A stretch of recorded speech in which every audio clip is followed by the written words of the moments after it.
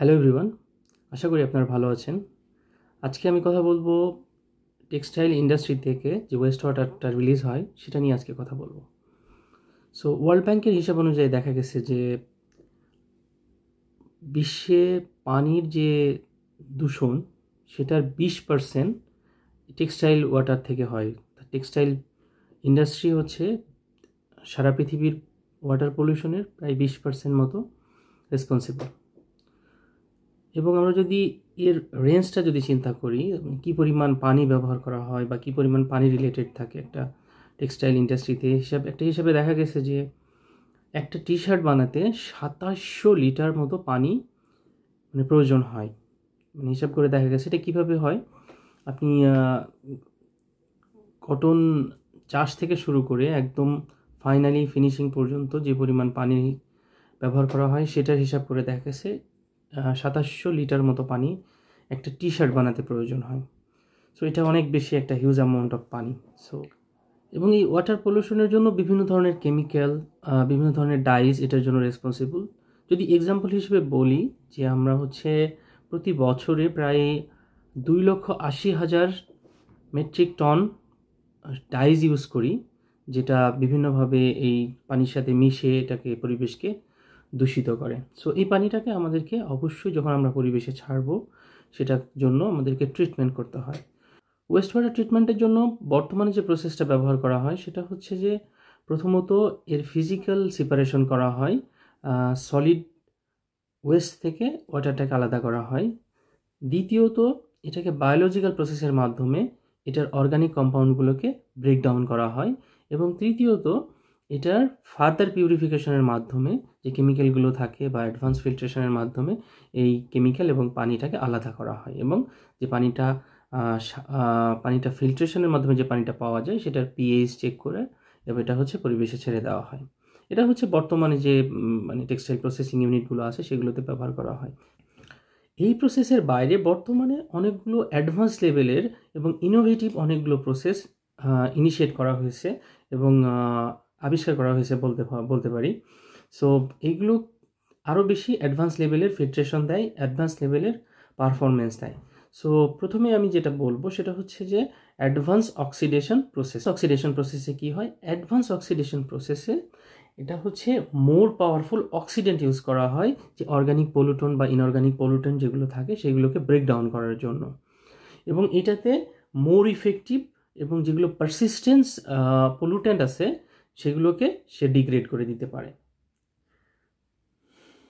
এরপরে যে প্রসেসটা নিয়ে আমি কথা বলবো সেটা হচ্ছে যে মেমব্রেন ফিল্ট্রেশন। সো মেমব্রেন ফিল্ট্রেশনে করা হয় কি, মেমব্রেন ফিল্ট্রেশনে এক ধরনের মেমব্রেন ইউজ করা হয় যেটাতে বিভিন্ন সাইজের পোর থাকে। সেই পোরগুলোর মাধ্যমে ওয়াটারটাকে সাকশন করে আলাদা করা হয় এবং পলিউটেন্টটাকে আলাদা করে রাখা হয়। এবং এটাকে বিভিন্ন ডিজলভ ম্যাটেরিয়াল যেগুলো পলিউটেন্ট থাকে সেগুলোকে আলাদা করা হয় এবং বিভিন্ন ধরনের কালারও আলাদা করা যায়, যার ফলে ওয়াটারটাকে অনেক বেশি ক্লিন থাকে। এরপর যে প্রসেসটা নিয়ে আমি কথা বলবো সেটা যে রিভার্স অসমোসিস। রিভার্স অসমোসিস যে ওয়াটারটা আমরা পরিবেশে ছেড়ে দেই সেই ওয়াটারটাকে রিপ্রসেসিংয়ের মাধ্যমে আবার আমরা নতুন করে ব্যবহার করতে পারি।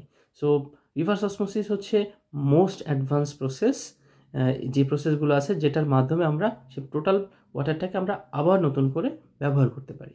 কথা বলবো সেটা যে অ্যাডভান্স লেভেলের কিছু বায়োলজিক্যাল ট্রিটমেন্ট আসছে যেগুলো কিছু স্পেসিফিক পলিউট্যান্টকে আমরা যদি এটা রিমুভ করতে চাই সেই ক্ষেত্রে আমরা এটা ব্যবহার করতে পারি।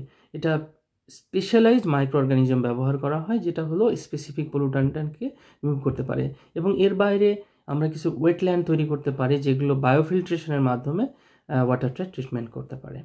এরপর যে প্রসেসটা নিয়ে আমি কথা বলবো সেটা জিরো লিকুইড ডিসচার্জ সিস্টেম বা ZLD সিস্টেম। সো এই সিস্টেমের মাধ্যমে কি হয়, এই সিস্টেমের মাধ্যমে কোনো ওয়াটার কোনো প্ল্যান্ট থেকে বাইরে ফেলে দেওয়া হয় না। অর্থাৎ যে পলিউটেড ওয়াটারটা কোনো প্ল্যান্টে তৈরি হয় সেই ওয়াটারটাকে আবার রিপ্রসেসের মাধ্যমে আবার সেটা প্ল্যান্টে প্রসেসিংয়ের জন্য ব্যবহার করা হয়। এই প্রসেসটা সবথেকে মোস্ট অ্যাডভান্স এবং ইকো ফ্রেন্ডলি প্রসেস, যেটার মাধ্যমে কোনো পানি পরিবেশে ছড়িয়ে পড়ে না, পলিউটেড ওয়াটার ডেফিনেটলি না। সো যার ফলে আমরা যে পানিটা ব্যবহার করি সেই পানিটাই বারবার ব্যবহার করতে পারি, যার ফলে পরিবেশের কোনো ক্ষতি হয় না।